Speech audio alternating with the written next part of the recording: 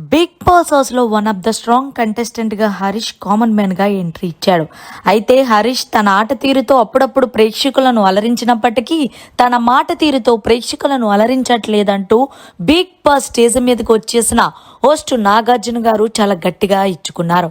ఇక అసలు విషయానికి వచ్చేస్తే ఈ రోజు వీకెండ్ కావడంతో హౌస్ లో ఉన్న కంటెస్టెంట్స్ అందరినీ పలకరించి ముందుగా హరీష్ దగ్గరికి వచ్చి, హరీష్ టైర్ల గేమ్ అయితే ఏదైతే ఆడావో అది నిజంగా చాలా బాగా సూపర్ గా ఆడావు. నువ్వు గేమ్ పరంగా చూసుకుంటే చాలా బాగా ఆడుతున్నావు, కానీ అప్పుడప్పుడు సైకోలా బిహేవ్ చేస్తేనే నాకు నచ్చట్లేదు అంటే ఏమైంది సార్ అంటూ హరీష్ అడిగాడు.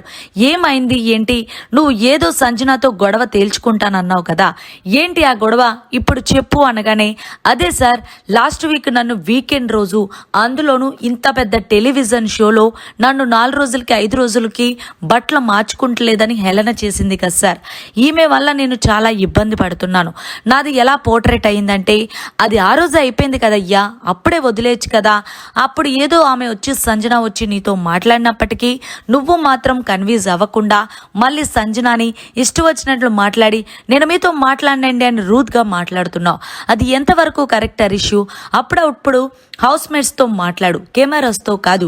ఏదేమైనా సరే నువ్వు గేమ్ ఎంత బాగా ఆడినప్పటికీ end of the day house లో ఉన్న కంటెస్టెంట్స్ మనసులు అలాగే బయట ఉన్న ఆడియన్స్ మనసులు గెలుచుకుంటేనే నువ్వు కప్పు విన్నర్ అయ్యే ఛాన్స్ ఉంటది.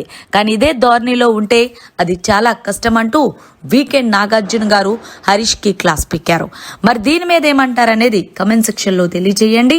మరిన్ని లేటెస్ట్ లైవ్ అప్డేట్స్ కోసం చూస్తూనే ఉండండి మీడియా కార్నర్.